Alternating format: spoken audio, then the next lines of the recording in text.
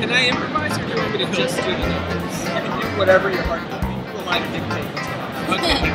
But probably by the time the weather happens, either going to be some times or stand there, so okay, whatever. Sorry. Look at Occupy Wall Street in two ways, outward and inward. The movement's impact on the world and its impact on the people within the movement itself.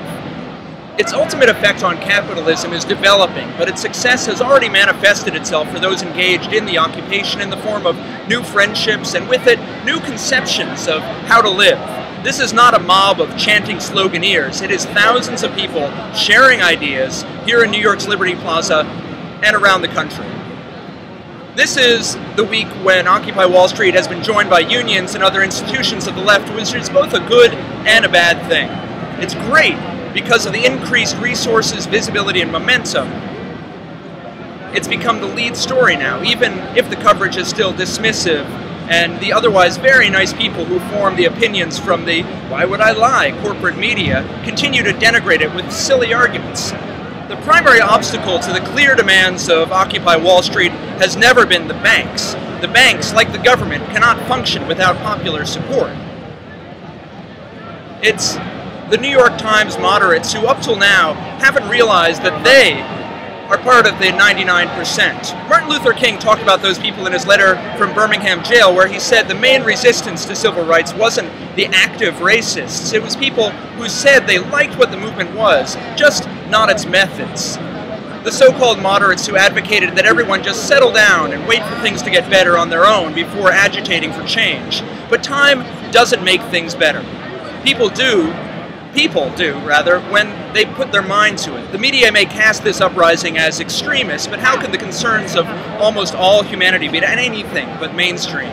If you ask me, it's the well-dressed gentlemen of Wall Street who are the extremists, as are the senators and presidents who have done their radical bidding for generations. So the involvement of large organizations within this movement ought to go a long way towards convincing the naysayers and foot-draggers that we are all in this together. But it does so perhaps at the expense of what the movement will actually ask for. With institutional support, we're more likely to get something, but the something is less likely to be amazing. At best, another Glass-Steagall banking reform, and at worst, a cap on ATM fees that the Vice President has already suggested would make us all just go home, if we have a home to go to. But what Occupy Wall Street really wants, the reason it exists as a spontaneous uprising beyond the bounds of political or economic institutions, what it really wants is to break a system that is inherently heartbreaking. It wants to replace it with one reflected in the very leaderless, non-hierarchical structure of the movement itself, an egalitarian system where cultural equity is prized above capital, where coercion is unneeded because everyone else is able to articulate their weird, loving, unapologetic, and unafraid potential to be human. Will it happen? I hope so, and I'm optimistic because in one way, in one very big way, it already has. Within the movement, this world has already been created and is only becoming more alive. It became a success the moment two people showed up here at Liberty Plaza, the moment that people sat down in the autonomous zone beyond the standard normative constraints of life. That moment they arrived here to discuss the mechanics of the system in which we live, to realize their positions within the 99%, and to explore what new telemetry they could plot. The people coming to Liberty Plaza are more likely, because of this experience, to pursue engagements with social justice, the environment, and creative pacifism, to better themselves by enhancing the lives of their neighbors, and to base their days and nights not on making rent, but on performing meaningful acts. No problem. When the police arrested 700 people on the Brooklyn Bridge, they disrupted the occupation for a few hours, but they intensified people's commitment to it, not just here in the short term, but in the long term. For most of those people, it was their only time having been arrested, and it changed the occupation from just something they did, which they may remember fondly 20 years from now, changed it to a peak experience that has altered who they are. A before and after moment. Their identity is now directly connected to this movement. It is imminent. They aren't just involved with it. They and the movement are one and the same.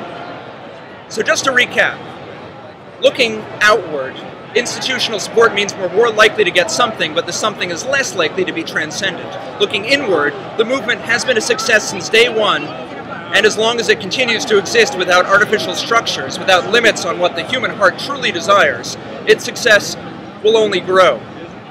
This isn't what democracy looked like, for that word is, like socialism, terminally co-opted by the manufacturers of consent. This is what liberatory sweetness, this is what the ungilded uprising of the spirit, this is what dissident, dulcet-toned, and angry for love, not hate, what they taste, look, and sound like. It's pretty good from inside here in the square, and I trust from the square inside yourself, where those notions are also awakening and stretching their infinite limbs into what a mere month ago was impossible. And just as things on Earth are getting better, same story with the sky this weekend. I've got my friend Philip here among the hundreds of other people congregated here, who's going to tell us exactly what the sky holds in store for all of us, starting now. Friday, we're going to have a high of 68 with a low of 55.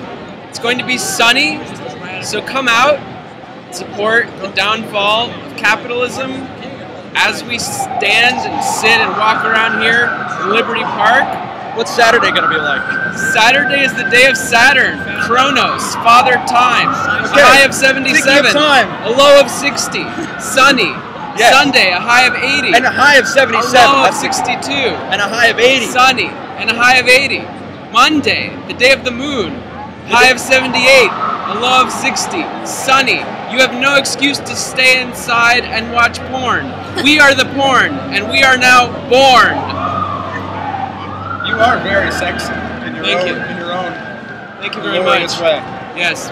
Cheers. Cheers. Thank you very much for that. That was awesome. So that's right. Imminent, abundant sunshine and a nearly full moon this weekend. So you should make the most of it. Come out, pick up some food to donate, or just pick yourself up.